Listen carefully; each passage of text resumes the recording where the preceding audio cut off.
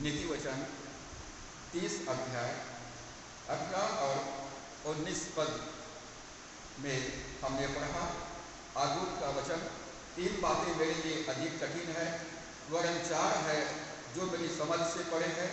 आकाश में उकाब पक्षी का मार्ग, चट्टान पर सर्प की चाल, समुद्र में जहाज की चाल और कन्या के संग पुरुष की चाल। आज के संदेश का शीर्षक है lesson from the eagle. Lesson from the eagle. उकाब पक्षी के जीवन से सबक। उकाब पक्षी के जीवन से सबक। यहाँ पर आगुन कहता है उकाब पक्षी का मार्ग अद्भुत है।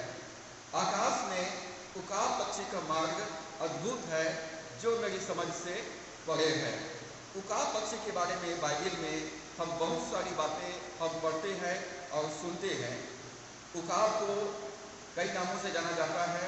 उकाब को गरुड़ पक्षी या बाज या चील के रूप में जाना जाता है। उकाब, गरुड़, बाज, चील और एक होता है गिद्ध जो मरे हुए जानवरों को खाता है, उसको बोलते हैं गिद्ध। ये उकाब के बारे में है।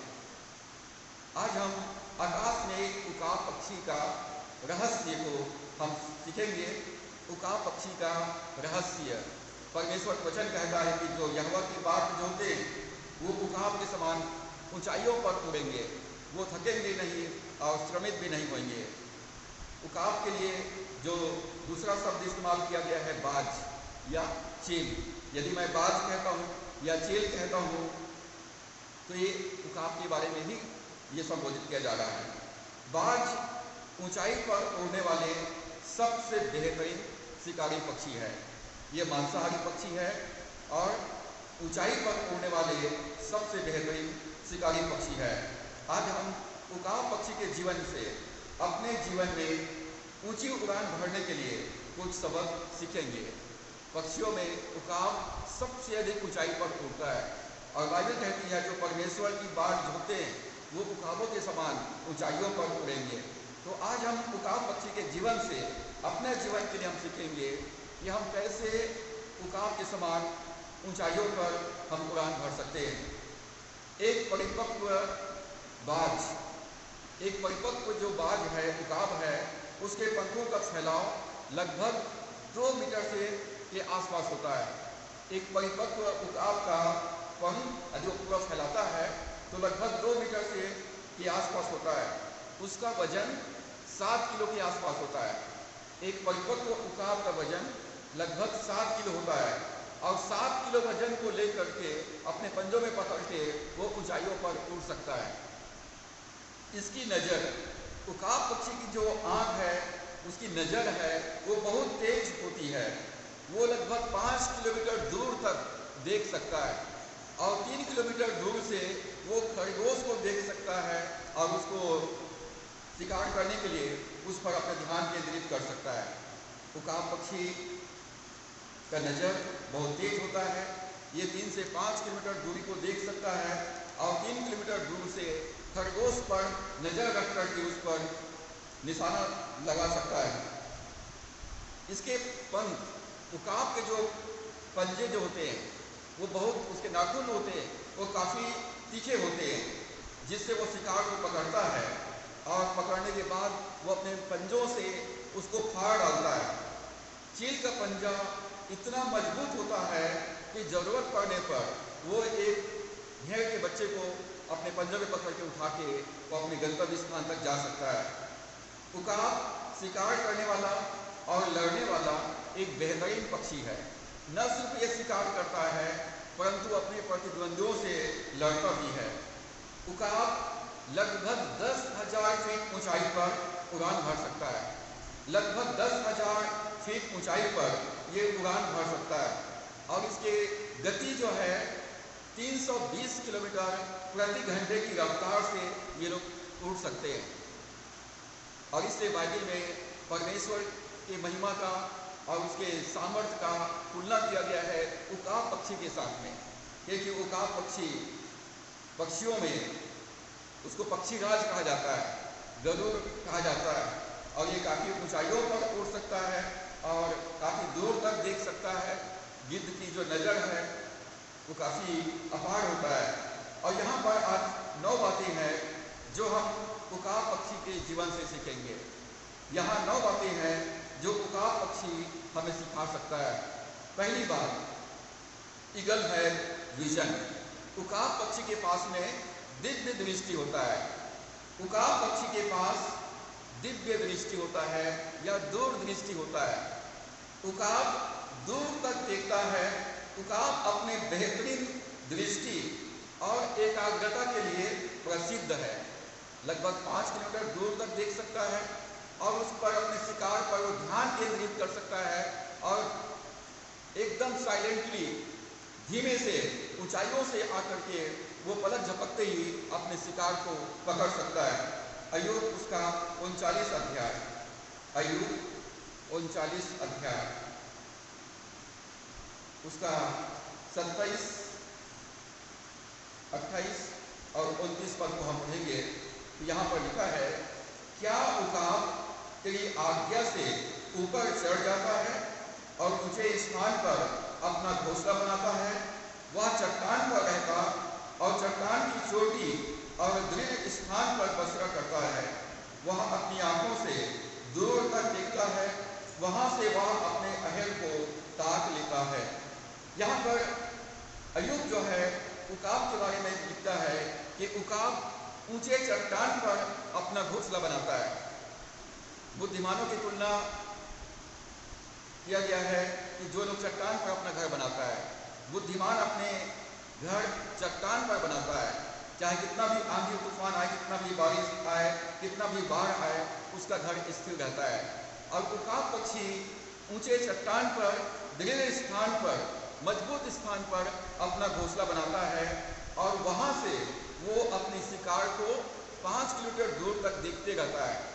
वो चुपचाप बैठ करके अपने शिकार के ऊपर अपना निगाह बनाए रखता है। उसकी आंखें दूर तक देखती है और अपने शिकार को पकड़ने के लिए वो 5 किलोमीटर दूर से वो हवाई मार्ग से आकर पलक झपकते उस पर झपटा मार लेती है और उसको पकड़ लेती है। उकाब पक्षी के पास दिव्य दृष्टि है। वो अपने शिकार पर ध्यान केंद्रित किए रहती है।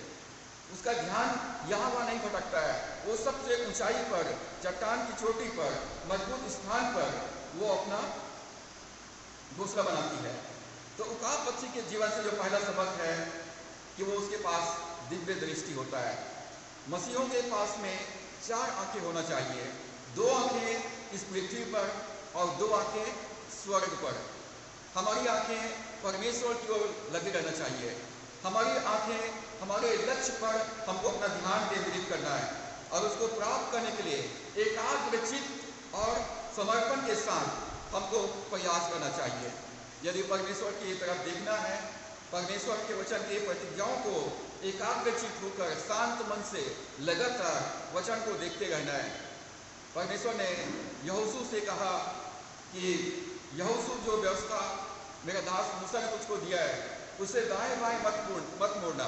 रात और दिन उस पर एकाग्रचित्त कंसंट्रेट करते रहना। वर्तमान समय में जबकि चारों तरफ कोलाहल है, चारों तरफ हमारे पास बहुत ज़्यादा शोरगुल है, घर में हमारे पास बहुत सारे मनोरंजन के साधन हैं और ऐसी स्थिति में अपने लक्ष्य पर ध्यान केंद्रित करना एक बहुत बड़ी चुनौती हो जाता है। तो हमको सबक सीखना है उकाब से कि उकाब लगातार अपने लक्ष्य पर ध्यान केंद्रित करता है। वो घंटों बैठ करके उसके अपने शिकार के एक एक मोमेंट पर वो ध्यान करती है और चुपके से आकर पलक झपकते ही अपने शिकार को उठा के वो ले जाती है। यहाँ पर हमको सबक सीखना है कि हमको परमेश्वर की प्रतिज्ञाओं पर, अपने लक्ष्य पर हमको ध्यान केंद्रित करना है और उस लक्ष्य को प्राप्त करने के लिए एक समर्पण के साथ हमको लगातार प्रयास करते रहना चाहिए। नीति वचन 29 अध्याय और उसके 18 पद में लिखा है, जहाँ दर्शन की बातें नहीं होती वहाँ लोग निरंकुश हो जाते हैं। गिद्ध के पास दूरदृष्टि होता है, दिव्य दृष्टि होता है और मसीह विश्वासियों के पास में दिव्य दृष्टि होना चाहिए। उनकी आत्मिक आंखें ज्योतिर्मय होना चाहिए। वो संसारिक बातों के साथ ही साथ वो आत्मिक बातों को भी देख सके, इस पृथ्वी पर भी ध्यान लगाए रहे और स्वर्ग पर अपना ध्यान लगाए रहें, क्योंकि पृथ्वी पर जो कुछ भी है वो सब नष्ट हो जाएगा, परंतु आत्मिक बातें अनंत काल तक स्थिर रहता है।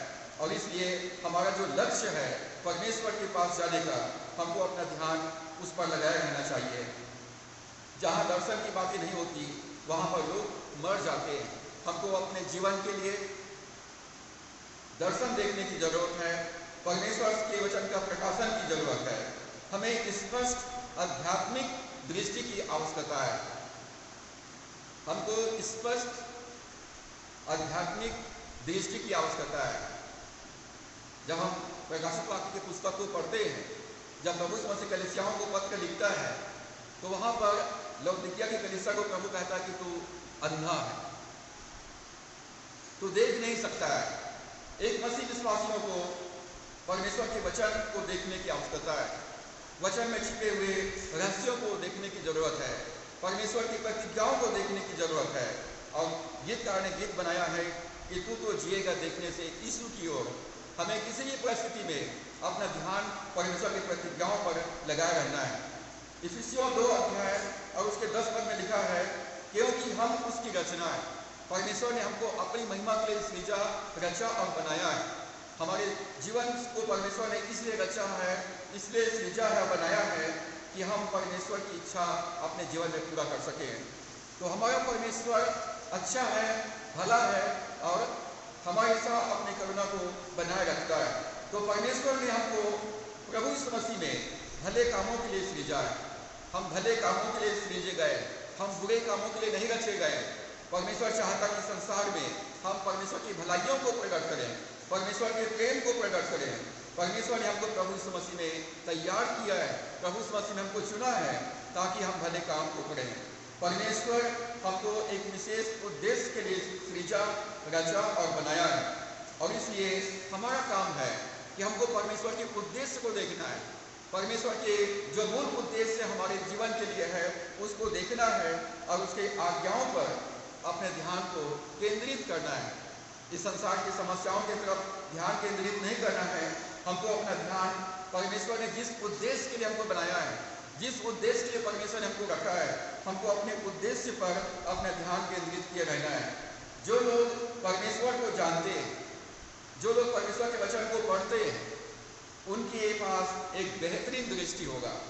वो निश्चित रूप से इस संसार के में रहते हुए भी वो परमेश्वर की तरफ अपना ध्यान लगाए रहेगा। वो परमेश्वर के वचन को देखता रहेगा, वो परमेश्वर की प्रतिज्ञाओं पर अपना मन को लगाए रहेगा। जो लोग परमेश्वर को जानते हैं उनके पास बेहतरीन दृष्टि होगी और वे आत्मिक आंखों से दूर तक देख सकेंगे।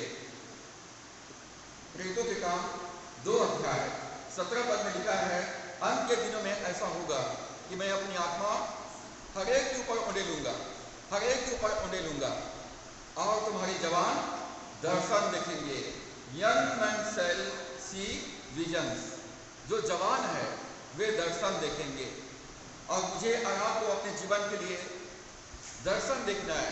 परमेश्वर तूने मुझे जिस उद्देश्य के लिए बनाया है, प्रभु मेरे जीवन से तेरा उद्देश्य पूरा हो जाए। मेरे जीवन में परमेश्वर तेरा राज्य आए, मेरे जीवन पर तेरी प्रभुता हो। कोई भी पाप, कोई भी अशुद्ध आत्मा मेरे जीवन पर राज करने ना पाए। मेरे जीवन के द्वारा से परमेश्वर तेरी महिमा हो। तो हमको दर्शन देखना है। और हबक्कुक 2:2 में लिखा है, राइट द विजन। दर्शन की बातें लिख दे, पुरानी पटियाओं पर साफ साफ लिख दे और इस पर ध्यान केंद्रित करते रहा, क्योंकि जो वचन, जो दर्शन तूने देखा है वो निश्चित रूप से पूरा होगा। तो यहाँ पर लिखा, बाइबल में लिखा है कि जवान दर्शन देखेंगे और उसके बाद कहा गया है कि दर्शन की बातों को लिख दो। परमेश्वर ने जो दर्शन आपको दिया है, जो प्रकाशन आपको दिया है, जो प्रतिज्ञा दिया है, उन प्रतिज्ञाओं को लिख लो, पन्नों पे लिख लो, पटियाओं पर लिख लो। अब उसको याद कर लो और उस पर ध्यान केंद्रित करते रहो। नियत समय पर वो निश्चय पूरा होंगे। तो उकाब का जीवन से पहला सबक है कि हमको दूरदृष्टि होना है, हमको दर्शन देखना है। दूसरी बात, उकाब जीवित शिकार का शिकार करती है। उकाब जो है वो मरे हुए पशु पक्षियों का मांस नहीं खाती है, मरे हुए पशु पक्षियों का मांस नहीं खाती है। उकाब जीवित शिकार करती है। जीवित शिकार का शिकार करती है, मृत जानवरों को नहीं खाती है। इसलिए वो जीवित शिकार पकड़ने पर ध्यान केंद्रित करती है। जो गिद्ध होता है वो मरे हुए जानवरों को मांस खाती है। लकड़बग्घा जो शेर लोग मार लेते हैं उसका हड्डी खाने के जाते हैं। जहाँ लोथ है वहाँ गिद्ध आ जाता है, परंतु बाज मरे हुए जानवरों का मांस नहीं खाती है। वो जीवित शिकार को पकड़ने में अपना ध्यान केंद्रित करती है। तो यहाँ पर उकाब हमें क्या सिखा रही है? हमें परमेश्वर ने जो समय दिया है, जो कीमती समय और ऊर्जा परमेश्वर हमको दिया है, उसको हम मरे हुए कामों में बर्बाद न करें। परमेश्वर ने जो समय हमको दिया है, जो ऊर्जा हमको दिया है, उसको ऐसे कामों में बर्बाद न करें जो जीवन ना लाए। हम ऐसे कामों में अपने आप को उलझा के न रखें जिससे किसी को फायदा ना हो। उकाब जीवित शिकार को पकड़ने के लिए ध्यान केंद्रित करती है। पवित्र आत्मा की अगुवाई के लिए हमेशा अपने हृदय को खुला रखें। पवित्र आत्मा आपको स्पष्ट रीति से अगुवाई देंगे। परमेश्वर अपने वचन के द्वारा से स्पष्ट रीति से आपसे बात करेंगे और इसलिए पवित्र आत्मा की आवाज को सुनने के लिए तैयार रहें। अपने मन को परमेश्वर के वचन से लगातार भरते रहें। प्रतिदिन ताजा मन्ना बटोरे, रोज नया मन्ना बटोरे। कल जो आपने बाइबल पढ़ा, कल जो प्रार्थना किया, कल जो आपने आराधना किया, वो कल के लिए था। आज के लिए आपको ताजा वचन चाहिए, आज के लिए आपको फ्रेश मन्ना चाहिए। जैसा इस्राएली लोग जब जंगल में थे, परमेश्वर उनको मन्ना दिया करता था और हर सुबह जाकर के वो ताजा मन्ना बटोरा करते थे। परमेश्वर से कहना है, परमेश्वर आज मुझसे बातचीत कर। जब आप बाइबल पढ़ते हैं या चर्च में आकर के वचन सुनते हैं तो परमेश्वर से प्रार्थना करें, परमेश्वर मुझसे बातचीत कर। पुराने मरे हुए जानवरों के मांस को उकाब नहीं खाती है, वह हमेशा ताजा शिकार पकड़ती है, जीवित जानवरों का शिकार करती है और उसी पर अपना ध्यान केंद्रित करती है। तो हमको छोटे छोटे मरे हुए कामों पर अपने ध्यान को, अपने ऊर्जा को नहीं लगाना है। फिलिपियों 4 अध्याय, फिलिपियों की पत्री 4 अध्याय और उसके 8 पद में पौलुस कहता है, इसलिए हे भाइयों, जो जो बातें सत्य है, जो जो बातें आदरणीय है, जो जो बातें उचित है, जो जो बातें पवित्र है, जो जो बातें सुहावनी है, जो जो बातें मनभावनी है, जो भी सद्गुण और प्रशंसा की बातें हैं, उन्हीं पर ध्यान लगाया करो। तो यहाँ पर हमको कौन सी बातों पर ध्यान लगाना है? जो बातें सत्य है, जो बातें सबके लिए आदरणीय है, जो सबके लिए उचित है, जो पवित्र है, जो सबके लिए मनभावनी है और जो सुहावनी है और जो सद्गुण और प्रशंसा की बातें हैं, उन्हीं पर ध्यान लगाया करो। कुलुस्सियों की पत्री 3 अध्याय उसका दूसरा पद, कुलुस्सियों 3 अध्याय उसका 2 पद। यदि हम पहले पद से पढ़ेंगे तो लिखा है, अतः तुम मसीह के साथ जिलाए गए तो स्वर्गीय वस्तुओं की खोज में रहो, जहाँ मसीह विद्यमान है और परमेश्वर की दाहिनी ओर बैठा है। पृथ्वी पर की नहीं परंतु स्वर्गीय वस्तुओं पर ध्यान लगाओ। यहाँ पर कुलुस्सियों के कलीसिया को लिखते हुए पौलुस कहता है कि तुम प्रभु यीशु मसीह के साथ जिलाए गए हो और इसलिए तुम स्वर्गीय वस्तुओं की खोज में रहो, जहाँ पर पिता के दाहिनी ओर यीशु मसीह विद्यमान है। पृथ्वी पर की नहीं परंतु स्वर्गीय वस्तुओं पर ध्यान लगाओ। ये स्वर्गीय वस्तु क्या है? स्वर्गीय वस्तुओं पर ध्यान लगाएं, पृथ्वी के मरे हुए चीजों पर ध्यान न लगाएं, क्योंकि संसार और संसार में जो कुछ भी है वो सब मिट जाएगा, परंतु परमेश्वर का वचन युगान युग रहेगा। मत्ती 6 अध्याय में प्रभु ने कहा, तुम रोटी कपड़ा मकान के लिए चिंता मत करना। परमेश्वर को इन सब का चिंता है और इसलिए पहले तुम परमेश्वर के राज्य और उसकी धार्मिकता की खोज करो। परमेश्वर के राज्य और उसकी धार्मिकता का पर अपना ध्यान केंद्रित करो। अपने जीवन में परमेश्वर के वचन को राज करने दो। पहले तुम परमेश्वर के राज्य के विस्तार की चिंता करो और उसके बाद तुम्हारे जीवन के लिए जो आवश्यक बातें हैं वे सब पूरा कर दिया जाएगा। तो स्वर्गीय वस्तु क्या है? परमेश्वर का राज्य। परमेश्वर का राज्य युगान युग का है, अनंत काल तक के लिए है। प्रभु ने कहा कि तुम इस प्रकार से प्रार्थना किया करना, हे हमारे पिता तू जो स्वर्ग में है, तेरा नाम पवित्र माना जाए, तेरा राज्य आए। परमेश्वर से प्रार्थना करो, परमेश्वर मेरे जीवन में तेरा राज्य आए, मेरे जीवन में स्वर्ग आ जाए, मेरे जीवन में परमेश्वर आपका प्रभुता रहे, आपका शासन रहे। परमेश्वर के राज्य में अपना ध्यान लगाएंगे, परमेश्वर की सेवा में अपना ध्यान लगाएंगे, परमेश्वर के कलीसिया का विस्तार में अपना ध्यान लगाएंगे, तो परमेश्वर आपके जीवन के सारे आत्मिक, भौतिक, आर्थिक आवश्यकताओं को पूरा कर देगा। स्वर्गीय वस्तुओं पर ध्यान लगाओ, तो मतलब इस संसार में हम अन्य जातियों के बीच में, अविश्वासियों के बीच में, दुष्ट और टेढ़े लोगों के बीच में रहते हैं, और कई बार हमारे साथ बुरा व्यवहार किया जाता है, बदसलूकी किया जाता है, और हमारे लिए हम परमेश्वर की संतान हैं, हम इस संसार में पृथ्वी के नमक हैं, हम इस संसार में जगत की ज्योति हैं। तो हमको ये पौलुस कहता है कि इतना करो, इतना ध्यान रखो कि तुम्हारा चाल चलन सुसमाचार के अनुकूल हो। जैसा प्रभु मसीह का स्वभाव है वैसा ही तुम्हारा भी स्वभाव हो। मुझको और आपको हमेशा सचेत रहना है कि मेरा चाल चलन, मेरा व्यवहार परमेश्वर के वचन के अनुसार हो, मेरा स्वभाव प्रभु मसीह के स्वभाव के जैसा हो। तो प्रभु मसीह का स्वभाव कैसा था? तो गलतियों 5:22-23 में आत्मा के 9 फलों का वर्णन मिलता है कि आत्मा का फल प्रेम, आनंद, शांति, धीरज, कृपा, भलाई, विश्वास, नम्रता और संयम है।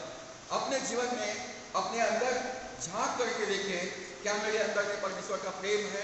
क्या मैं प्रेम करता हूँ? क्या मैं प्रेम में चलता हूँ? क्या मेरे अंदर में आत्मा का आनंद है? क्या मेरे अंदर में शांति है? क्या मेरे अंदर में धीरज है? क्या मेरे अंदर में कृपा है? क्या मेरे अंदर में भलाई है? क्या मैं परमेश्वर पर विश्वास करता हूँ? क्या मैं संयम के साथ जीवन व्यतीत करता हूँ? और क्या मैं परमेश्वर के सामने और सबके सामने में नम्रता के साथ में चलता हूँ? तो हमको स्वर्गीय वस्तुओं की खोज में करो, मतलब हम ईश्वरीय स्वभाव के सहभागी हैं। हमारे अंदर में परमेश्वर का स्वभाव हो, हमको ये बातें उकाब जो है हमको सिखा रहा है। मरे हुए कामों पर, यदि जानवर मर गया है तो बदबू करने लग जाएगा, और कोई भी जानवर खा के आएंगे और ज़्यादा बदबू करने लगेंगे, और इसलिए हमें सब ताज़ा फ्रेश हमको परमेश्वर के वचन पर ध्यान लगाना है। अनंत जीवन, चोर चोरी करने, घात करने और हत्या करने के लिए आता है। यूहन्ना 10:10 में प्रभु ने कहा, मैं इसलिए आया हूँ कि वे जीवन पाए और बहुतायत का जीवन। हमको अपना ध्यान बहुतायत के जीवन पर लगाना है। यदि आप अनंत जीवन को ग्रहण कर लेते हैं तो आप अपने आत्मा में, प्राण में और शरीर में बहुतायत का जीवन प्राप्त करेंगे, उमड़ता हुआ जीवन को प्राप्त करेंगे। आप जीवन में परमेश्वर आपको भरपूरी प्रदान करेगा, आप आशीष पाएंगे और दूसरों को आशीष देने वाले बन जाएंगे। स्वर्गीय वस्तुओं पर ध्यान लगाओ, मतलब अपने आध्यात्मिक विकास पर ध्यान लगाओ।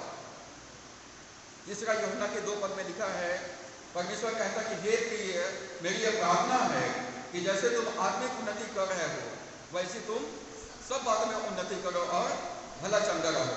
तो हमको आत्मिक विकास के लिए क्या करना है? आध्यात्मिक विकास के लिए क्या करना है? तो प्रेरितों के काम 2 अध्याय के 42 पद में लिखा हुआ है, जो लोग उद्धार पाए, बपतिस्मा लिए, उनको दाहिने हाथ की संगति प्रदान किया गया, और उसके बाद वो प्रेरितों से शिक्षा पाने में, रोटी तोड़ने में, प्रार्थना करने में और संगति करने में लौलीन थे। हमको आध्यात्मिक विकास करने पर अपना ध्यान लगाना है। बाइबल पढ़ने में, प्रार्थना करने में, सेवा करने में, संगति करने में अपना ध्यान लगाएं। स्वर्गीय वस्तुओं पर ध्यान लगाओ। जबकि आपका जीवन प्रभु यीशु मसीह में है, आप प्रभु यीशु मसीह के साथ जिलाए गए, प्रभु यीशु मसीह के साथ उठाए गए, प्रभु यीशु मसीह के साथ स्वर्गीय स्थानों में आप बैठाए गए, तो अपना ध्यान स्वर्गीय वस्तुओं पर लगाओ। तो हमने ईगल के जीवन से, उकाब के जीवन से पहली बात देखा, उकाब के पास दूरदृष्टि होता है। दूसरी बात, उकाब जीवित शिकार पर अपना ध्यान केंद्रित करती है। तीसरी बात, उकाब अकेले उड़ती है। उकाब अकेले आसमान पे उड़ता है। उकाब जो है आसमान में अकेले उड़ता है।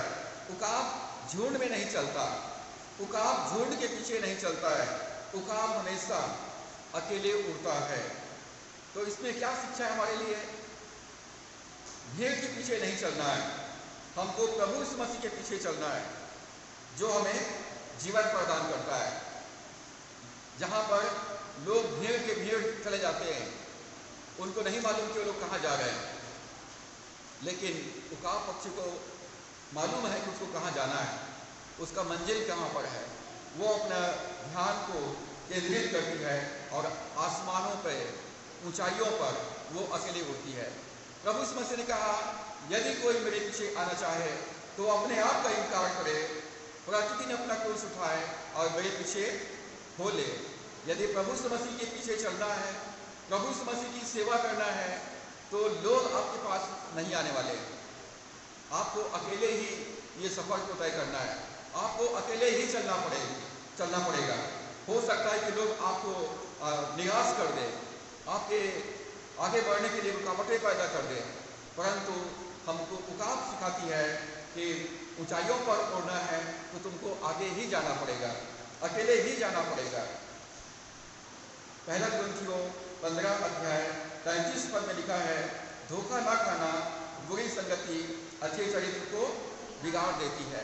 लोग भीड़ में जाते हैं, समूह में जाते हैं और वहाँ पर बुराइयों को ग्रहण कर लेते हैं, बुरी बातों को ग्रहण कर लेते हैं, और बुरी बातों को ग्रहण करने के कारण से उनके स्वयं का जीवन भी बिगड़ जाता है, उनका सोच बिगड़ जाता है, विचार बिगड़ जाता है, अपने लक्ष्य से वो भटक जाते हैं।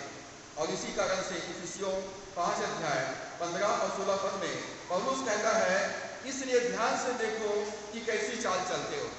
हमको अपने आप को देखना है, क्या मेरा व्यवहार, मेरा चाल चलन, मेरा जीवन परमेश्वर के वचन के अनुसार है। चाहे कैसी भी परिस्थिति क्यों ना आ जाए, हमको निर्बुद्धियों के समान नहीं परंतु बुद्धिमानों के समान चलना है। निर्बुद्धि ने रेत पर घर बनाया, संसारिक रीति से घर बनाया, परंतु बुद्धिमान ने वचन के अनुसार घर बनाया। जो परमेश्वर के वचन को पढ़ता, सुनता और मानता है वो बुद्धिमान व्यक्ति है। तो हमको बुद्धिमान व्यक्ति के समान चलना है। जो वचन को पढ़ता, सुनता और मानता है वो बुद्धिमान व्यक्ति है। यहाँ पर बाइबल कहती है कि तुम ध्यान से देखो कि तुम कैसी चाल चलते हो, निर्बुद्धियों के समान नहीं पर बुद्धिमानों के समान चलो, और अवसर को बहुमूल्य समझो क्योंकि दिन बुरे हैं। इस कारण निर्बुद्धि ना हो, पर ध्यान से समझो कि प्रभु की इच्छा क्या है। हमको हमेशा जब हम चलते हैं, हम आगे बढ़ते हैं अपने जीवन में, तो हमको इस बात को ध्यान से देखना है, मेरे जीवन के लिए परमेश्वर की क्या इच्छा है। क्या वो चाहता है कि मैं इस संसार में गिद्ध के समान मरे हुए जानवरों को नोचता रहूं, या मैं उकाब के समान ऊंचाइयों पर उड़ूं। परमेश्वर चाहता है कि हम ऊंचाइयों पर उड़ें। परमेश्वर चाहता है कि हम भरपूरी के साथ जीवन व्यतीत करें, और इसलिए हमको अपना ध्यान हमेशा परमेश्वर के वचन पर लगा रहना है। इब्रानियों की पत्री 10 अध्याय 24 और 25 पद में लिखा है, और प्रेम और भले कामों में उस्काने के लिए एक दूसरे की चिंता किया करो। हमको भले कामों के लिए लोगों को प्रोत्साहित करना है, हमको भलाई करने के लिए एक दूसरे की चिंता करना है, और एक दूसरे के साथ इकट्ठा होना ना छोड़ें। आजकल ऑनलाइन का ज़माना है, आप घर में बैठ करके ऑनलाइन चर्च अटेंड कर सकते हैं, ऑनलाइन संदेश भी सुन सकते हैं, और हो सकता है कि जो आपके चर्च में जो आराधना हो रहा है, जो संगति हो रहा है, उससे बेहतर वहाँ पर संगति आप प्राप्त कर सकते हैं। लेकिन ये परमेश्वर की नियम है, परमेश्वर की आज्ञा है कि तुम विश्राम दिन को पवित्र मानना, मेरे भवन में जाना, मेरे पर आराधना करना और सेवा में सहभागी होना। ये परमेश्वर का नियम है, ये परमेश्वर की इच्छा है कि उसके मानने वाले लोग, उसके अनुयायी सबत के दिन में और उसके भवन में उसके पास में आए और एक साथ बैठकर संगति और सहभागिता करें। शैतान जो है आज लोगों को गुमराह कर दिया है, और लोग जो है ऑनलाइन चर्च अटेंड कर रहे करके वो कलीसिया में आने के लिए आनाकानी करते हैं, परंतु हमें गिद्ध से सीखना है। गिद्ध जो है अपने लक्ष्य की ओर अकेले उड़ती है। हमको अपने परमेश्वर के वचन के अनुसार हमको ऊंचाइयों पर उड़ना है और आगे बढ़ते जाना है। चौथी बात, उकाब अपना घोंसला ऊंचे पर बनाता है। Eagle nest on high. उकाब अपना घोंसला ऊंचे पर बनाता है। हमने अय्यूब की पुस्तक में देखा, उकाब ऊंचे स्थान पर, चट्टान पर, दृढ़ स्थान पर अपना घोंसला बनाता है। वो चट्टान पर रहता है और चट्टान की चोटी और दृढ़ स्थान पर बसेरा करता है। उकाब पक्षी जमीन पर नहीं रहता है। उकाब पक्षी ऊंचे स्थान पर, सुरक्षित स्थान पर, मजबूत स्थान पर घोंसला बनाता है, वहां रहता है और वहीं निवास करता है। उकाब जमीन पर घोंसला नहीं बनाता है। वो ऊंचे चट्टान पर अपना घोंसला बनाती है और वहाँ अपने बच्चों को जन्म देती है। उकाब पक्षी ऊंचे चट्टान पर घोंसला बनाती है और वहाँ पर अपने बच्चों को जन्म देती है। उकाब ऊंचे स्थान पर, साफ सुथरे स्थान पर रहकर अपने बच्चों का पालन पोषण करती है और अपने बच्चों को गंदगी से बचाकर उनकी रक्षा करती है। जो मादा उकाब है वो साफ सुथरे स्थान पर अपने बच्चों का परवरिश करती है और उनको इस संसार की गंदगी से बचाकर उनकी रक्षा करती है। भजन संहिता 57 अध्याय उसका पहला पद, भजन संहिता 57 57 और उसके पहला पद में लिखा है, यहाँ पर दाऊद कहता है, हे परमेश्वर मुझ पर अनुग्रह कर, मुझ पर अनुग्रह कर, क्योंकि मैं तेरा शरणागत हूँ और जब तक यह विपत्तियां निकल ना जाए तब तक मैं तेरी पलकों तले शरण लिए रहूंगा। तो यहाँ पर दाऊद कहता है, परमेश्वर मैं तेरे शरणागत में हूँ, जब तक ये समस्या टल ना जाए, जब तक ये विपत्ति हट ना जाए, मैं तेरे पंखों के तले शरण पाया रहूंगा। जब आंधी तूफान आता है, जब पानी गिरता है, तो मादा उकाब जो होती है वो अपने पंख फैला देती है और उनके बच्चे जो है उनके पंखों के नीचे में आकर वो आंधी तूफान में और बारिश में वो सुरक्षा प्राप्त करती है। जब आंधी तूफान आता है, वर्षा होता है, तो उकाब अपने बच्चों को अपने पंखों से ढांप लेती है और उन्हें गर्म और सुरक्षित रखती है। भजन संहिता 63 अध्याय, भजन संहिता 63 अध्याय उसके 7वां पद, यहाँ पर लिखा है, क्योंकि तू मेरे सहायक बना है, इसलिए मैं तेरे पंखों की छाया में जय जयकार करूंगा। यदि आप, परमेश्वर कहता है कि जैसा उकाब अपने बच्चों को अपने पंखों की आड़ में लेती है, मैं भी तुम्हें अपने पंखों की आड़ में लेकर तुम्हें सुरक्षित रखना चाहता हूँ ताकि तुम आनंद के साथ मेरी आराधना कर सको। यदि आंधी तूफान के समय, बारिश के समय उकाब के बच्चे उनके पंखों के नीचे में नहीं आएंगे तो पानी में भीग जाएंगे और ठंड से टूट जाएंगे और हो सकता है वो मर जाए। यदि हम परमेश्वर जब अपना पंख फैला दिया है, अपने बाहें फैला दिया है और उसके पंखों की आड़ में हम आ जाएंगे तो हम हर एक महामारी से, हर एक प्रकार के पाप, अपराध, बुराइयों से और क्लेश उपद्रव से हम सुरक्षित रहते हुए परमेश्वर की जय जयकार हम कर सकेंगे। भजन संहिता 91 अध्याय, भजन संहिता 91 उसका 4 पद में लिखा है,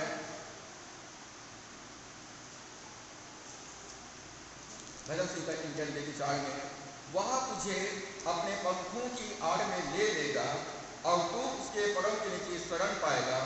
उसकी सच्चाई तेरे लिए ढाल और झिलम ठहरेगी। तू रात के भय से ना डरेगा और ना उस तीर से जो दिन में दिन को उजाड़ता है, ना उस मरी से जो अंधेरे में फैलती है और ना उस महारोग से जो दिन दोपहर में उजाड़ता है। जब आप परमेश्वर के पंखों की आड़ में आ जाएंगे, जब परमेश्वर को अपना शरण स्थान के रूप में आप स्वीकार कर लेंगे, जब आप परमेश्वर को अपने जीवन का उद्धारकर्ता, प्रभु, अपना राजा, अपना शासक स्वीकार कर लेंगे, तो परमेश्वर मुझे और आपको, जैसा उकाब अपने पंख फैला देती है ताकि अपने बच्चों को सुरक्षित रखे, परमेश्वर वैसे ही हमको अपने पंखों की आड़ में ले लेता है। आज परमेश्वर हमें अपने पंखों की आड़ में लेकर हमें सुरक्षा प्रदान करना चाहता है। परमेश्वर हमसे प्यार करता है, हमारी रक्षा करना चाहता है और इसलिए हमको प्रभु के पास में आना है। भजन 121 में उसके पहला पद में दाऊद कहता है कि मैं अपनी आंखें पर्वतों की ओर लगाऊंगा। हमें जीवन की कठिनाइयों में हमेशा अपना ध्यान ऊंचाइयों पर लगाना है, पर्वतों की ओर लगाना है, परमेश्वर की तरफ लगाना है। जैसा उकाब सबसे ऊंचे स्थान पर रहती है, हमको उसी प्रकार से ऊंचाई पर परमेश्वर, यीशु तेरा नाम सबसे ऊंचा है।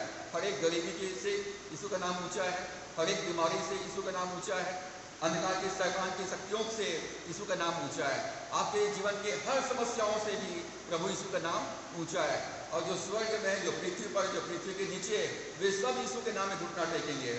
और इसलिए हमको अपना जीवन चट्टान पर बनाना है, वचन के चट्टान पर अपना जीवन का निर्माण करना है और हमेशा प्रभु यीशु मसीह के नाम को महिमा देना है। बीमारी को महिमा नहीं देना है, गरीबी को महिमा नहीं देना है, दुष्ट आत्माओं को, शैतान को महिमा नहीं देना है। यीशु तेरा नाम सबसे ऊंचा है, मेरे जीवन में प्रभु यीशु मसीह तेरा नाम ऊंचा है, और तेरे नाम के सामने में हर एक दुष्ट आत्माओं को, हर एक समस्याओं को घुटना टेकेंगे और कबूल करेंगे कि यीशु मसीह प्रभु है।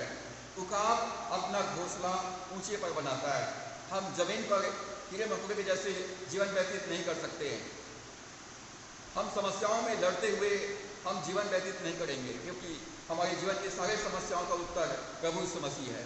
और इसलिए अपने जीवन में परमेश्वर के वचन को महत्व दें, उसके नाम को ऊंचा उठाएं, और परमेश्वर हमको अपने पंखों की आग में लेकर सुरक्षा प्रदान करेंगे। पांचवी बात, उकाब निडर होते हैं, उकाब भय मुक्त होते हैं, उकाब कभी भयभीत नहीं होते, उकाब कभी डरते नहीं। आंधी तूफान और हवाओं से वो नहीं डरते। आंधी तूफान का उपयोग वो ऊंचाइयों पर उड़ने के लिए करते हैं।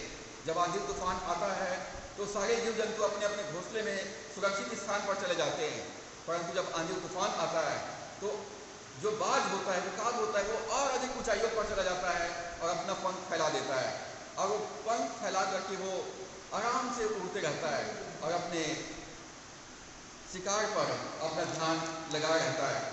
यशायाह 40 अध्याय, जिसे हमने उत्तरवादी पाठ में पढ़ा है, यशायाह 40 अध्याय 30 और 31 पद, वहां पर लिखा है, मैं 29 पद से पढ़ता हूं। वह थके हुए को बल देता है और शक्तिहीन को बहुत सामर्थ्य देता है। तरुण तो थकते और श्रमित हो जाते हैं और जवान ठोकर खाकर गिरते हैं, परंतु जो यहोवा की बाट जोते हैं वे नया बल प्राप्त करते जाएंगे। वे उकाबों के समान उड़ेंगे, वे दौड़ेंगे और श्रमित ना होंगे, चलेंगे और थकित ना होंगे। उकाब पक्षी को देखें, उकाब पक्षी अपने पंख को फड़फड़ाता नहीं है, उकाब पक्षी अपने पंख को फड़फड़ाता नहीं है। उकाब सिर्फ अपना पंख फैला देता है और वो आराम से हवा में का आनंद के साथ ऊंचाई पर वो उड़ता है। यदि वो पंख को फड़फड़ाएगा तो वो थक जाएगा, वो ऊंचाई पर थक जाएगा, लेकिन वो सिर्फ अपना पंख फैला देता है और हवा के अनुसार आराम से वो उड़ते रहता है। उकाब प्रतिकूल हवाओं से नहीं डरता, आंधियों से नहीं डरता है। वो आंधी तूफान का स्वागत करता है, क्योंकि वो जानता है कि आंधी तूफान के ऊपर वो जयवंत हो सकता है, आंधी तूफान के ऊपर वो नियंत्रण पा सकता है, और आंधी तूफान के ऊपर, बादलों के ऊपर में वो अपने पंख फैलाकर आसानी से वो हवा का आनंद लेते हुए ऊंचाइयों पर उड़ सकता है। तो हमको उकाब के जीवन से जो पांचवा सबक हमको मिलता है कि हमको जब जीवन में कठिनाइयाँ आ जाए या कठिन परिस्थिति आए तो हमको उनसे डरना नहीं है, हमको अपने परमेश्वर पर भरोसा रखना है। जैसे उकाब बिना थके ऊंचाई पर उड़ता है, वैसे ही परमेश्वर पर विश्वास करने वाले लोग कठिनाइयों का सामना करने के बावजूद भी हमेशा ऊंचाइयों पर चलेंगे और थकित नहीं होंगे। वे हमेशा नया बल, नई शक्ति, नई सामर्थ्य प्राप्त करेंगे। आप सुबह उठते हैं, नहा धोते हैं, नाश्ता करते हैं, खाना पच जाता है, फिर दोपहर खाते हैं, खाना पच जाता है, फिर आप रात में खाना खाते हैं और आप दिन पर दिन हंस फूस और बलवंत होते चले जाते हैं। जब आपके जीवन में समस्या आए, कठिनाइयाँ आए, परेशानियाँ आए, प्रतिकूल परिस्थितियाँ आ जाए, क्लेश उपद्रव आ जाए, तो हमको डरना नहीं है, आंधी तूफान से डरना नहीं है। हमको आंधी तूफान का स्वागत करना है और हमको परमेश्वर के ऊपर भरोसा करके हमको अपने कर्तव्य का निर्वहन करते रहना है। रोमियो की पत्री 5 अध्याय, रोमियो की पत्री 5 अध्याय 3 से 5 पद को हम पढ़ेंगे। रोमियो की पत्री 5वां अध्याय,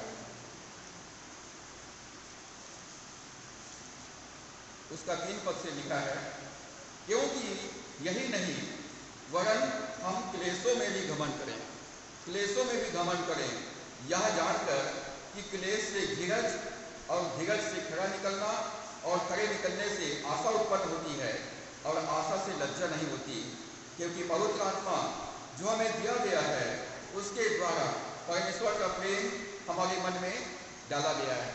जब हमारे जीवन में क्लेश या उपद्रव आता है, कोई हमको अपमानित करता है, कोई हमको नीचा दिखाने का प्रयास करता है, कोई हमको सताता है, तो कई बार हमारा मन कड़वाहट से भर जाता है, हमारा मन दुखों से भर जाता है, कई बार हमारा मन निराशा से भर जाता है और हम दब जाते हैं।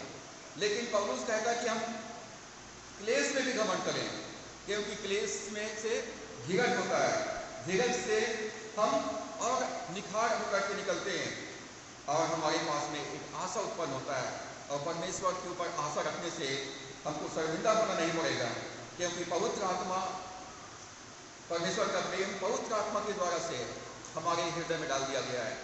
कोई भी समस्या, कोई भी पाप और बुराई, कोई भी अंधकार की शक्तियाँ या संसार के लोग हमको परमेश्वर के प्रेम से अलग नहीं कर सकता है, क्योंकि परमेश्वर हमारे साथ में, क्योंकि वो हमारे अंदर निवास करता है। और इसलिए हमारे जीवन में हमारे विश्वास के कारण, हमारी सेवा के कारण, हमारे अंधकार के कारण से, चाहे कितना भी शैतान की ओर से, संसार की ओर से क्लेश और उपद्रव आए, आने वाली परीक्षाओं से आनंदित हों, क्योंकि जितना बड़ी परीक्षा होगी उतना ही ज़्यादा हमको प्रतिफल मिलेगा, उतना ही बड़ा हमारा रिवार्ड होगा और उतना ही बड़ा परमेश्वर हमको हमारा सम्मान बढ़ाएगा। और इसलिए हमको विपरीत परिस्थिति को देखने का हमारा जो नज़रिया है उसको बदलने की ज़रूरत है। लोग परीक्षा के समय में टेंशन में आ जाते हैं, और जब परीक्षा आता है तो आनंद की बात समझो।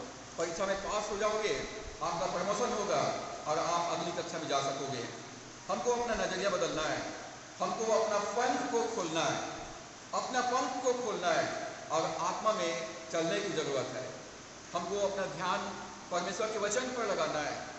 हमको अपनी समस्याओं के समय में अपना ध्यान वचन पर लगाएं। समस्याओं के समय में आप परमेश्वर का स्तुति गान करें, वचन को पढ़ें, प्रार्थना में समय व्यतीत करने की ज़रूरत है। पवित्र आत्मा से कहने की ज़रूरत है, पवित्र आत्मा आप मेरी साथ अगुवाई करें, ताकि मैं इस क्लेश उपद्रव का, इस समस्या का, इस तंगी मुसीबत का, विरोध का मैं सामना कर सकूं और मैं परमेश्वर की महिमा कर सकूं। याकूब कहता है कि हे भाइयों, जब तुम नाना प्रकार की परीक्षाओं में पढ़ो तो इसको पूरे आनंद की बात समझो। ये आनंद की बात है। आंधी तूफान आता है तो उकाब आंधी तूफान का स्वागत करता है और आंधी तूफान के ऊपर वो अपना पैर फैला देता है और वो आराम से अपने गंतव्य स्थान तक चला जाता है। वो आंधी तूफान से डरता नहीं है। हमारा परमेश्वर भी हमसे कहता है कि डरो मत, मैं तुम्हारे साथ में हूँ। यदि परमेश्वर हमारी ओर है, परमेश्वर हमारे पक्ष में है, परमेश्वर हमारे साथ में है, तो कोई भी आपका सामना नहीं कर सकता है। आप हर परिस्थितियों में जयवंत होंगे। छठी बात, उकाब आक्रमण और प्रतिकूल परिस्थितियों पर जयवंत होता है। उकाब आक्रमण और प्रतिकूल परिस्थितियों पर जयवंत होता है। जब उकाब पक्षी उड़ता है तो छोटे छोटे पक्षियाँ या कौवे उस पर हमला करते हैं, क्योंकि उसके पास शिकार होता है, वो अपने पंजों में पकड़ के उड़ती है। तो छोटे छोटे कौवे और छोटे पक्षी उस पर हमला करते हैं, उसको परेशान करते हैं। तो उकाब क्या करता है, वो परेशान होने के बदले में और अधिक ऊंचाइयों पर चला जाता है, जहाँ पर हवा का दबाव कम है, जहाँ पर छोटे पक्षियाँ उतने ऊंचाइयों पर नहीं उड़ सकते, तो उकाब जो है और अधिक ऊंचाइयों पर चले जाते हैं। जब आप समस्याओं में पड़ते हैं, आपके ऊपर बहुत हमले हो रहे हैं, तो आपको परेशान नहीं होना है, आपको और अधिक ऊंचाई पर जाना है। आपको और अधिक बाइबल पढ़ने में, प्रार्थना करने में और स्तुति आराधना करने में आपको समय लगाना है। जब आप पर हमला किया जाता है तो आपको उनसे लड़ने की ज़रूरत नहीं है। जब आपके ऊपर हमला किया जाता है तो उनसे लड़ने के बजाय ऊंची उड़ान भरो, ऊंची उड़ान भरो। अपनी जो समस्या है इस ज़मीन पर, इस ज़मीन के समस्या को आसमान में लेके चले जाओ, परमेश्वर के अदालत में ले चले जाओ। इस संसार में यदि आपके चारों तरफ के लोग आपको परेशान करते हैं तो उनके साथ में मुंहजोरी करने के बजाय, उनके साथ लड़ने के बजाय आप प्रार्थना में परमेश्वर के पास ले जाओ मामले को। जहाँ पर परमेश्वर न्यायाधीश है, प्रभु यीशु मसीह हमारा वकील है और जहाँ पर स्वर्गीय सेना हमारी सहायता के लिए तैयार है, तो मामला को आसमान में लेके चले जाओ। बाज जो होता है वो सांप का शिकार करती है, गरुड़ जो होता है, बाज जो होता है वो उकाब सांप को खाती है, सांप को। और जब सांप के ऊपर पंजा मारती है तो सांप उसको डसने का प्रयास करता है। सांप जो है पृथ्वी पर पावरफुल है और इसलिए बाज क्या करती है, उसको पंजे से पकड़ती है और ऊपर आसमान में लेके चली जाती है। आसमान में बाज का वहाँ साम्राज्य है, वहाँ पर सांप आसमान में उसका शक्ति खत्म हो जाता है। और वो निर्बल हो जाता है, और बाघ जो है अपने नाखूनों से उसका खून चूस लेती है और उसको मार डालती है। इस संसार में हमारी जो युद्ध है, हमारी जो लड़ाई है, वो मांस और लोगों के साथ में नहीं है, और इसलिए युद्ध को यहाँ लड़ने के बजाय आसमान में लेके चले जाओ, ऊंचाइयों पर लेके चले जाओ, परमेश्वर को लड़ने दो, परमेश्वर को बदला लेने दो, परमेश्वर को निपटने दो। रोमियो की पत्री 12वां अध्याय 19 से लेकर 21 पद। रोमियो की पत्री 12वां अध्याय 19 पद से आगे जब हम पढ़ते हैं, 18 पद से मैं पढ़ता हूँ, तो लिखा है, जहाँ तक हो सके तुम भरसक सब मनुष्यों के साथ मेल मिलाप रखो। हे प्रियो, बदला ना लेना, परंतु परमेश्वर के क्रोध को अवसर दो, क्योंकि लिखा है, बदला लेना मेरा काम है, प्रभु कहता है, मैं ही बदला दूंगा। परंतु यदि तेरा बैरी भूखा हो तो उसे खाना खिला, यदि प्यासा हो तो उसे पानी पिला, क्योंकि ऐसा करने से तो उसके सिर पर आग के अंगारों का ढेर लगाएगा। बुराई से ना हारो, परंतु भलाई से बुराई को जीत लो। यहाँ पर हमको अपने बुरे लोगों से, अपने शत्रुओं से, मुझको और आपको बदला लेने की या लड़ने की जरूरत नहीं है। आप भलाई का काम करते रहो, आप भले कामों के लिए सृजे गए हो, और आपके दुश्मनों से परमेश्वर को निपटने दो। आसमान में ले जाओ, परमेश्वर की अदालत में अपना केस लेके चले जाओ। यशायाह 54 अध्याय और उसके 17 पद में लिखा है, जितने हथियार तेरी हानि के लिए बनाए जाए उनमें से कोई सफल ना होगा, और जितने लोग मुद्दई होकर उस पर नालिश करें उन सबों से तू जीत जाएगा। जब अदालत में आप परमेश्वर के पास आसमान में लेके जाते हैं समस्त प्रकरण को, तो लिखा है कि जितने हथियार तेरी हानि के लिए बनाए जाएंगे उनमें से कोई भी हथियार सफल नहीं होंगे। जितने भी लोग मुद्दई होकर भीड़ लगा करके तुम्हारे विरोध में नालिश करेंगे, आरोप लगाएंगे, बाइबल कहती है उन सबों से तू जीत जाएगा। तो हमको इस जमीन पे मांस और लहू के साथ लड़ने की जरूरत नहीं है। हमको उकाब के समान अपनी समस्या को ऊंचे आसमान पर ले जाना है, जहाँ पर हमारा परमेश्वर का साम्राज्य है, और हम निश्चय विजय हमारा वहाँ पर होगी। 7वीं बात, उकाब अपने जीवन साथी का चुनाव बहुत बुद्धिमानी के साथ करती है। उकाब अपने साथी का चुनाव बहुत ही समझदारी के साथ में करती है।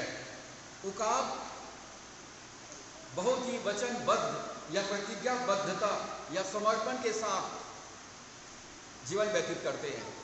उकाब जो है बहुत ही समर्पण के साथ और वचनबद्ध होकर, प्रतिज्ञाबद्ध होकर जीवन व्यतीत करते हैं। और इसलिए जो मादा उकाब है, जब वो जीवन साथी का चुनाव करना होता है, अपने साथी का चुनाव करना होता है, तो बहुत सावधानी पूर्वक चुनाव करते हैं। किसी भी नर उकाब को अपने पास आने नहीं देती है।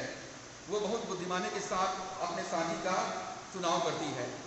जब कोई नर उसके पास में आता है और वो उनका साथी बनना चाहता है, तो उसका मादा जो उकाब है वो उसका टेस्ट लेती है। वो ऊंचाइयों पर उड़ान भरती है और लकड़ी का एक टुकड़ा को गिरा देती है, और जो नर उकाब है वो उसको तुरंत झपट करके उसको आसमान में ही उसको उठा के लाना होता है। और ऐसा वो लगातार कई बार टेस्ट लेती है, और जब नर उकाब जो है इस परीक्षा में पास हो जाता है, तभी वो अपने पास आने देती है और उसको अपना साथी स्वीकार करती है। इस संसार में उकाब जो है अपने साथी का चुनाव करने के लिए बुद्धिमानी के साथ सावधानी पूर्वक परखने के बाद ही वो उसको स्वीकार करती है। प्रभु के लोग समर्पित और विश्वास योग्य होते हैं। जो प्रभु मसीह के लोग हैं वो अपने प्रभु के प्रति, अपने परिवार के प्रति, अपने कलीसिया के प्रति, अपने समाज के प्रति समर्पित होते हैं। यूहन्ना 15 अध्याय के 16 पद में प्रभु यीशु ने कहा कि तूने मुझको नहीं चुना है, परंतु मैंने तुमको अपना साथी होने के लिए चुना है। मैंने तुमको चुना है ताकि तुम जाकर फल लाओ और तुम्हारा फल बना रहे, और जो कुछ तुम मेरे नाम से मांगो वो तुम प्राप्त करो। जहाँ पर बुलाया जाना है, जहाँ चुना जाना है, जहाँ नियुक्त किया जाना है, वहाँ पर एक ही बात देखा जाता है कि वो विश्वास योग्य निकले। हमको अपने परिवार के प्रति और अपने कलीसिया के प्रति विश्वास योग्यता के साथ परमेश्वर की सेवा में बने रहना है। तो एक उकाब जो होता है वो बहुत ही विश्वास योग्य होता है, समर्पित होता है, प्रतिज्ञाबद्ध होता है और वो जीवन भर जिसको स्वीकार कर लेते हैं उनके साथ मिलकर रहते हैं। उकाब नर और मादा एक साथ रहते हैं, एक साथ वो बच्चों का परवरिश करते हैं और एक साथ उसको प्रशिक्षित करते हैं। ये लोग जो है एक दूसरे के प्रति समर्पित और विश्वास योग्य होते हैं। 8वीं बात, उकाब अपने बच्चों को प्रशिक्षित करते हैं। Eagles train their youngs. उकाब अपने बच्चों को ट्रेनिंग देते हैं, प्रशिक्षित करते हैं। उकाब अपने बच्चों को परिपक्वता की ओर बढ़ने में मदद करने के लिए प्रशिक्षण प्रदान करते हैं। नीति वचन 22 अध्याय उसका 6वां पद। नीति वचन 22 अध्याय 6वां पद में लिखा है, लड़के को शिक्षा उसी मार्ग की दे जिसमें उसको चलना चाहिए और वह बुढ़ापे में भी उससे ना हटेगा। परिवार में जो संतान ईश्वर ने हमको दिया है उनको ट्रेनिंग देना है, उसको प्रशिक्षित करना है कि इस संसार में उसको अपने माता पिता का आदर करना है, उनको इस संसार में अपने परमेश्वर की आराधना करना है, इस संसार में अपने परमेश्वर की सेवा करना है और उसके राज्य का विस्तार करना है, उसकी आज्ञाओं का पालन करना है। हर एक मसीह विश्वासी माता पिता अपने बच्चों को 2 बातें सिखाए, परमेश्वर की आराधना करना सिखाए, परमेश्वर से प्रार्थना करना सिखाए और परमेश्वर की आज्ञाओं का पालन करना सिखाए। यदि आपके बच्चे परमेश्वर से प्रार्थना करते हैं, परमेश्वर की आज्ञाओं का पालन करते हैं, तो उसकी संगति परमेश्वर के साथ में है और वो उकाब के समान ऊंचाइयों पर उड़ने में सक्षम होंगे। जब उकाब के बच्चों का उड़ने का समय आता है, जब बच्चे पहले अंडा देते हैं, फिर अंडा के बाद उनको सेना पड़ता है मुर्गी जैसे, और जब बच्चे अंडे से बाहर आ जाते हैं उनको खिलाना पड़ता है, उनके पंख आ जाते हैं, अब वो बड़े हो गए हैं। और जब बड़े हो गए हैं तो उकाब जो है, मादा उकाब जो है अपने बच्चों को ट्रेनिंग देती है उड़ने के लिए। तो सबसे पहले क्या करती है वो, पहले तो चोंच में भोजन लेकर के आती थी, लेकिन इस बार वो भोजन लेके नहीं आई है। अपने बच्चों की तरफ देखती है और एकदम तीखी नज़र से देखती है और अपने पंख को जोर से फड़फड़ा देती है। जब जोर से अपने पंख को फड़फड़ा देती है तो जितने भी गद्दे उसके थे, वो गद्दे मुलायमदार जो गद्दे परत है वो हवा में उड़ के निकल जाता है। अब बच्चे लोग जो है पहली बार जो मुलायम गद्दे थे उससे हट करके अब उनके जो लकड़ी के जो घोंसला बनाया हुआ था उससे उनको चुभने लगता है। अब वो च्यूं च्यूं च्यूं चिल्लाने लगते हैं। आज के लिए इतना सबक काफ़ी है कि तुम्हारा पास अब तुमको गद्दे नहीं मिलेंगे, अब तुमको कांटे भरे पथ से चलना है, तुमको चुभेंगे, उस चुभन को बर्दाश्त करना है। दूसरे दिन माधव काब आती है और अपने चोंच से अपने घोंसले को जोर से हिला देती है। जब जोर से हिला देती है तो काब के पक्षी के जो बच्चे हैं वो अपने पंख को निकाल करके अब थोड़ा सा फड़फड़ाना शुरू करते हैं। दूसरी बार वो जोर से हिला देते हैं और उनको समझ में नहीं आता कि बच्चे की ये हाल, हमारी मम्मी को क्या हो गया है। एक तो हमारा गद्दा हटा दिया, दूसरा वो हमारे घोंसले को हिला रहे हैं। और तीसरे दिन वो अपने बच्चे को अपने पीठ पे बैठाती है और वो ऊंचे आसमान में उड़ान भरने के लिए जाती है। बच्चा बहुत ही मज़ा लेता है खुले आसमान का, ऊंचाइयों पर उड़ने का आनंद लेता है और वो अपने नाखून को अपने माँ के पीठ के ऊपर अच्छे से गिरा के पकड़ के बैठ जाते हैं।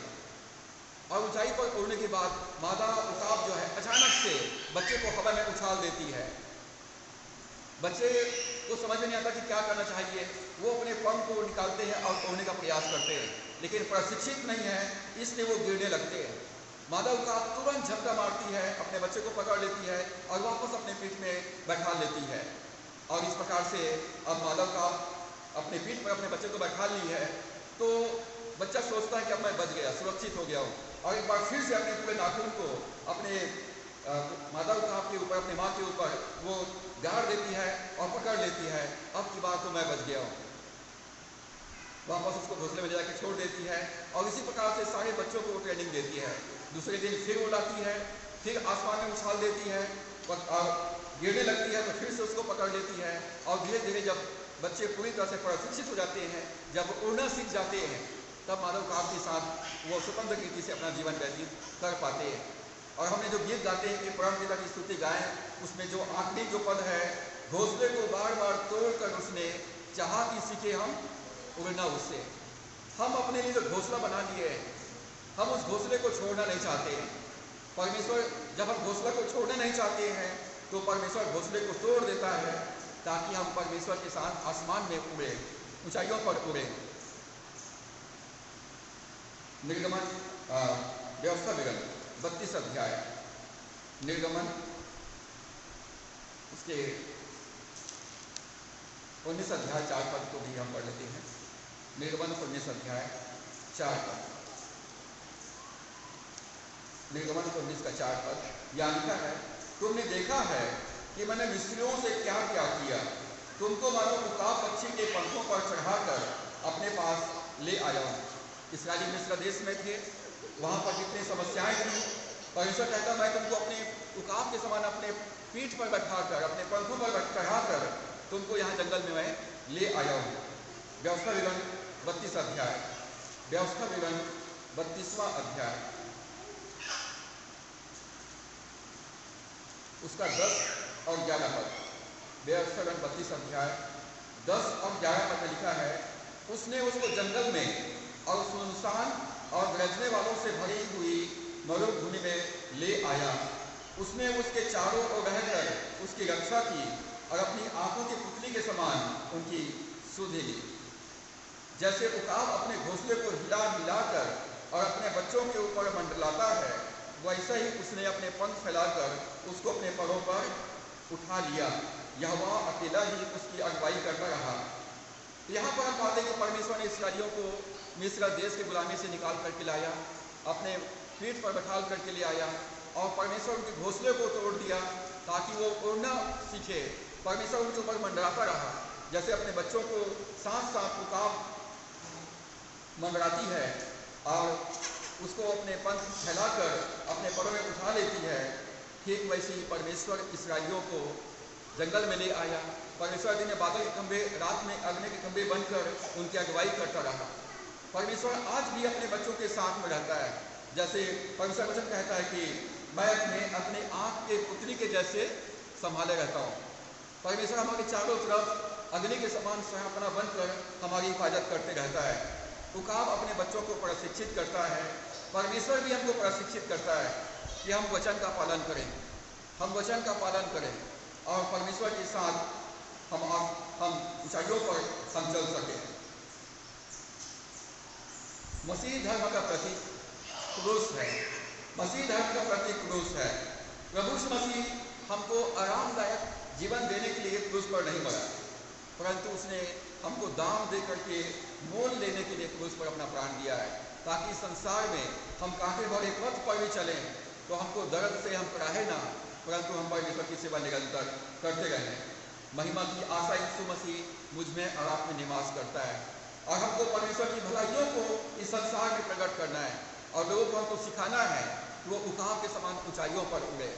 यदि मादा उकाब अपने बच्चों को उड़ना नहीं सिखाती है तो वो अपंग हो जाएगी, वो जीवन भर घोंसले पर ही बैठे रहेंगे और कभी भी वो ऊंचाइयों पर नहीं उड़ पाएंगे और स्वतंत्र जीवन व्यतीत नहीं कर पाएंगे। हमको अपने बच्चों को बाइबल पढ़ना, प्रार्थना करना, चर्च आना, सेवा करना, संगति करना, गवाही देना, ये सब हमको सिखाना है। और यदि हमारे बच्चों को हम शिक्षा देंगे बचपन से तो वो बुढ़ापे तक भी इस संस्कार को लेकर चलेंगे और इस रास्ते से कभी भी नहीं भटकेंगे। दूसरा तीमुथियुस 3 अध्याय 16 और 17 पद में लिखा है, हर एक पवित्र शास्त्र परमेश्वर की प्रेरणा से रचा गया है और उपदेश और समझाने और सुधारने और धार्मिकता की शिक्षा के लिए लाभदायक है, ताकि परमेश्वर का जन सिद्ध बने और हर एक भले कामों के लिए तत्पर हो जाए। अपने बच्चों को शिक्षा कहाँ से देना है?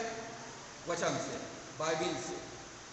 संसार के ज्ञान को प्राप्त करके वो ज्ञानवान तो हो गए, लेकिन उनके पास समझ नहीं है, बुद्धि नहीं है ईश्वर का, और इसलिए पवित्र शास्त्र बाइबिल से वचन के अनुसार अपने बच्चों का परवरिश करें, अपने बच्चों को शिक्षा दें ताकि वो सिद्ध बने और हर एक भले काम के लिए वो तत्पर रहे। और 9वीं और अंतिम बात, उकाब स्वयं को नवीनीकृत करते हैं। उकाब स्वयं को नवीनीकृत करते हैं, उकाब नया बल प्राप्त करते हैं, उकाब नया बल प्राप्त करते हैं और इसके लिए उनको एक दर्दनाक प्रक्रिया से गुजरना पड़ता है। भजन संहिता 103 अध्याय और उसके 5 पद में दाऊद कहता है, वही तो तेरी लालसा को उत्तम पदार्थों से तृप्त करता है, जिससे तेरी जवानी उकाब के समान नई हो जाती है। जब उकाब का उम्र 40 साल का हो जाता है, उकाब का जो औसत आयु है वो 70 साल का है, उकाब की औसत आयु 70 साल का है। जब वो 30 से 40 साल के बीच में उकाब पहुंच जाता है तो उकाब का जो पंख है वो बहुत ज़्यादा बड़े हो जाते हैं और वो शरीर में एकदम से वजनी हो जाते हैं, और उन पंखों के द्वारा से अब उकाब जो है ऊंचाइयों पर उड़ान नहीं भर सकते हैं। उसका जो पंजा है, नाखून जो है वो बहुत ज़्यादा बड़े हो गए हैं और मुड़ गए हैं। अब उस पंजों से वो शिकार नहीं कर सकते हैं। उनका जो चोंच है वो बहुत लंबा होकर के ऐसा मुड़ गए हैं, अब वो अपने चोंच से शिकार को फाड़ नहीं सकते। अब उकाब के सामने में जब वो 40 साल के एज में उम्र में पहुंच जाते हैं, उनके सामने 3 रास्ता है। पहला, वो आसमान से जमीन में आ जाए और गिद्ध के समान मरे हुए जानवरों का मांस खाए। दूसरा रास्ता ये है कि वो भूख और प्यास में मर जाए, और तीसरा रास्ता है कि वो फिर से नया बल प्राप्त करे। और जो नया बल प्राप्त करने का जो प्रक्रिया है वो बहुत ही दर्दनाक है। परमेश्वर हमारी लालसा को उत्तम पदार्थों से प्रेरित करता है। जब परमेश्वर हमारी इच्छा पूरा करता है तो हमारा बल बढ़ जाता है, हमारी बुद्धि बढ़ जाता है, हम बहुत अधिक फिर से हम आनंदित होकर जीवन व्यतीत करते हैं। तो परमेश्वर उत्तम पदार्थ हमको कब देगा? यशायाह पहला अध्याय 19 और 20 पद में लिखा है, यदि तुम आज्ञाकारी होकर मेरी मानो तो इस देश में बसे रहोगे और उत्तम पदार्थों को खाने पाओगे। यदि आप परमेश्वर का स्वेच्छा से आज्ञा का पालन करेंगे तो परमेश्वर आपको उत्तम पदार्थों से प्रेरित करेंगे। परमेश्वर अपनी प्रतिज्ञाओं को पूरा करके आनंदित करेंगे। आपका बल उकाब के समान नया हो जाएगा। आप 70 साल की उम्र में भी आप जवान लगेंगे, 80 साल में भी कहेंगे अभी तो मैं जवान हूँ, और आपके जीवन में आप हमेशा नया बल प्राप्त करते जाएंगे। बाइबल में लिखा है कि मनुष्य का आयु 70 साल और बल के कारण 80 वर्ष, और प्रभु का अनुग्रह लाभ 120 साल तक आप जवान नया एक ऊर्जावान व्यक्ति के समान आप जीवन व्यतीत कर सकते हैं। तो उकाब के सामने में 3 रास्ते हैं 40 साल की उम्र में पहुंचने के बाद। या तो भूख और प्यास से मर जाए, या वो आसमान से जमीन में आ जाए गिद्ध के समान, और वो मरे हुए जानवरों का वो खा कर अपना पेट भरे, या तीसरा रास्ता है कि वो नया बल प्राप्त करे। जब उकाब जो है नया बल प्राप्त करने का रास्ता चुनती है, ये लगभग 6 महीने का एक बहुत ही दर्दनाक प्रक्रिया है। जब उकाब को पता चलता है कि मेरा पंख बहुत ही वजनी हो गया है, मेरा पंजा कमजोर अब बहुत ज़्यादा हार्ड हो गया है, मेरा चोंच बहुत हार्ड हो गया है, तो वो ऊंचे पहाड़ पर चले जाते हैं, एकदम ऊंचे पहाड़ पर चले जाते हैं, एकांत में चले जाते हैं और अपने आप को एकांत में छिपा लेते हैं। और उसके बाद वो अपने नाखून को घिस के पूरा तोड़ डालते हैं, अपने पंजे के नाखून को चट्टान से घिस के तोड़ डालते हैं। दूसरा, वो अपने चोंच को पत्थर पर पटक के तोड़ देते हैं। जब वो चोंच को पत्थर पर पटकते हैं तो लहूलुहान हो जाते हैं, उनको बहुत ही दर्द होता है, और उसी अवस्था में उनको वो रहती है। कुछ दिनों के बाद उनके पंजे फिर से नया हो जाते हैं, उनके नया चोंच आ जाता है, और उसके बाद फिर वो अपने चोंच से अपने पंख को पूरा नोच के पूरा पंख को उतार देते हैं, पूरे पंख को उतार देते हैं। और उसी अवस्था में, ऐसी अवस्था में रहते हुए लगभग 6 महीना उनको गुजारना पड़ता है। और उस प्रक्रिया के बाद उनके शरीर में नया पंख आ जाते हैं, नया पंख, नया पंजा, नया चोंच आ गया है। अब वो फिर से जवान हो गया है, फिर से वो नया बल प्राप्त कर लिया है, और वो आसमान में ऊंचाइयों पर वो उड़ते हुए फिर से आगे का 30 से 40 साल अपना जीवन व्यतीत कर सकते हैं। रोमियो 12 अध्याय और उसके पहला और दूसरा पद को हम पढ़ते हैं। इसमें लिखा है कि हे भाइयों, मैं परमेश्वर की दया ईश्वर दिलाकर विनती करता हूँ कि अपने शरीर को जीवित, पवित्र और भावता हुआ बलिदान करके चढ़ाओ, यही तुम्हारी आत्मिक सेवा है। और दूसरी बात लिखा है कि संसार के सदृश न बनो, परंतु तुम्हारी बुद्धि के नए हो जाने से तुम्हारा चाल चलन भी बदलता जाए, जिससे तुम परमेश्वर की भली भांति और सिद्ध इच्छा को अनुभव से मालूम करते रहो। यहाँ पर बाइबल हमको सिखाती है नया बल पाने के लिए हमको अपने मन को नया करना है, अपने मन को नया करना है। और अपने मन को नया कैसे करेंगे? परमेश्वर के वचन को लगातार घिसने के द्वारा से। अपने मन को वचन से लगातार घिसते रहो, रात और दिन उस पर ध्यान करते रहो, रात और दिन वचन को मनन करते रहो, रात और दिन वचन को पढ़ते रहो, मनन करते रहो, मुंह से बोलते रहो, वचन का अभ्यास करते रहो। परमेश्वर का वचन आपको नया बल, नई सामर्थ्य प्रदान करेगा। प्रभु ने कहा मनुष्य केवल रोटी से जीवित नहीं रहेगा, परंतु परमेश्वर के वचन से जीवित रहेगा। परमेश्वर का वचन आपको नया बल, नई शक्ति और नई सामर्थ्य प्रदान करेगा। दानियल 11 अध्याय के 32 पद में लिखा है, जो लोग अपने परमेश्वर का ज्ञान रखेंगे वे हियाव बांधकर बड़े काम करेंगे। जब आप परमेश्वर का ज्ञान रखेंगे, आपको मालूम है कि परमेश्वर ऊंचे और सबसे ऊंचा है, तो आप ऊंचे पर अपना घोंसला बनाएंगे। परमेश्वर ऊंचा है, सबसे ऊंचा है, तो आपको भी परमेश्वर ऊंचाइयों पर लेके जाना चाहता है। परमेश्वर आपको ऊंचे स्थानों पर स्थापित करना चाहता है। भजन संहिता 46 अध्याय पहला पद में लिखा है कि परमेश्वर हमारा सरल स्थान और बल है। परमेश्वर हमारा सरल स्थान है, परमेश्वर हमारी ताकत है। तो हमको परमेश्वर के वचन और प्रार्थना के साथ एकांत में समय व्यतीत करना है। वचन को पढ़ने के लिए, प्रार्थना करने के लिए एकांत में जाना है। एकांत में जाकर परमेश्वर के साथ समय व्यतीत करें। उकाब लगभग 6 महीना एकांत में अकेला समय व्यतीत करती है, तब जाकर वो नया बल, नई शक्ति और नई सामर्थ्य प्राप्त करके ऊंचाइयों पर उठती है और फिर से अगला 30 से 40 साल तक जीवन व्यतीत कर सकती है। हमको प्रतिदिन परमेश्वर के शरण में आना है, प्रतिदिन बाइबल पढ़ने में और प्रार्थना करने में एकांत में समय व्यतीत करना है। आपके पास नई बल, नई शक्ति, नई सामर्थ्य रहेगा। आप जीवन के हर एक कर्तव्यों को आनंद और उत्साह के साथ में पूरा करने पाएंगे। जो यहोवा की बाट जोहते हैं वे नया बल प्राप्त करेंगे। परमेश्वर की बाट जोहना, परमेश्वर के प्रतिज्ञाओं को पूरा होने के लिए परमेश्वर से प्रार्थना करना, परमेश्वर मेरे जीवन में अपने प्रतिज्ञाओं को पूरा करके मुझे आनंदित कर, ताकि मेरा बल उकाब के समान, मेरी जवानी उकाब के समान नया हो जाए। जब आप बाइबल पढ़ेंगे और जब प्रार्थना में समय व्यतीत करेंगे, जब परमेश्वर से कहेंगे परमेश्वर अपने प्रतिज्ञाओं को मेरे जीवन में पूरा कर, और जब परमेश्वर के प्रतिज्ञाओं को आप प्राप्त करेंगे, तो आपका बल उकाब के समान नया हो जाएगा। आप परमेश्वर आपकी लालसाओं को उत्तम पदार्थों से तृप्त करेगा। आप उकाबों के समान नया बल प्राप्त करेंगे, जवान हो जाएंगे। पौलुस कहता है कि जो मुझे सामर्थ्य देता है उसमें मैं सब कुछ कर सकता हूँ। उकाब को मालूम है, यदि मैं चोंच को तोड़ दूंगा तो नया चोंच आ जाएगा। यदि मैं अपने पंजों को घिस देता हूँ तो नया नाखून आ जाएगा। यदि मैं अपने पर को उखाड़ के फेंक देता हूँ तो नया पंख आ जाएंगे। और उसी प्रकार से मुझे और आपको विश्वास होना चाहिए, मेरे जीवन का स्रोत परमेश्वर है। परमेश्वर मेरे जीवन, मेरे आनंद का स्रोत है, और इसलिए हमको परमेश्वर के पास आना है, परमेश्वर से सामर्थ्य प्राप्त करना है, और परमेश्वर की सामर्थ्य से हम ऊंचाइयों पर उड़ सकेंगे, नया बल प्राप्त कर सकेंगे। परमेश्वर के साथ ऊंचे पर उड़ना सीखें और आत्मा में चलने का प्रयास करें। तो आज हमने उकाब के जीवन से 9 बातें सीखा है। पहली बात, उकाब के पास दूरदृष्टि होता है। उकाब दूरदृष्टि वाले होते हैं, वो हमेशा अपने लक्ष्य पर अपना ध्यान केंद्रित करते हैं। दूसरी बात, उकाब जीवित शिकार का शिकार करती है।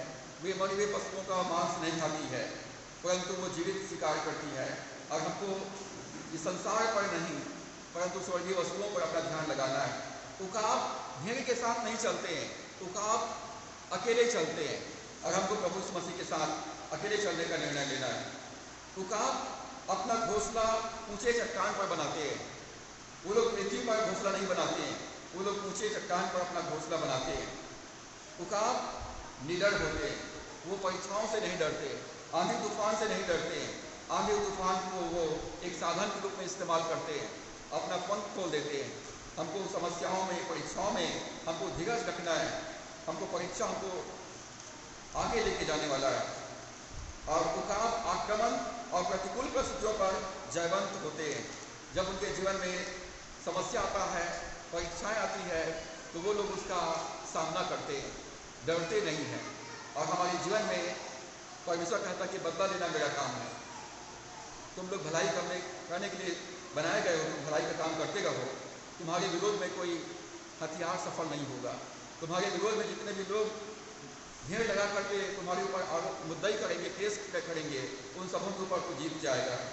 उकाब एक प्रतिज्ञाबद्ध होता है, अपने साथी के प्रति वो वचनबद्ध होता है, समर्पित होता है और जीवन भर अपने प्रतिज्ञाओं पर बने रहते हैं। आखिरी बात, उकाब अपने बच्चों को प्रशिक्षित करते हैं, अपने बच्चों को परमेश्वर के वचन के अनुसार शिक्षा दें, परमेश्वर से प्रार्थना करना और आज्ञा पालन करना सिखाएं। और नबी और अंतिम बात, उकाब स्वयं को नवीनीकृत करते हैं। उकाब रिन्यू देमसेल्व्स, वो स्वयं को नया करते हैं। हमको प्रतिदिन परमेश्वर के वचन के अनुसार अपने मन को, अपने सोच, अपने विचारों को नया करना है और तब परमेश्वर की भली इच्छा, भाव की इच्छा और सिद्ध इच्छा को हम अपनी आत्मा में अनुभव से हम जान लेंगे कि परमेश्वर मेरे जीवन से क्या चाहता है। जो यहोवा की बाट जोते हैं वे उकाब के समान उड़ेंगे, वे श्रमित नहीं होंगे, वे थकित नहीं होंगे और हमेशा नया बल प्राप्त करेंगे। तो परमेश्वर के वचनों के द्वारा से हम सबको बहुत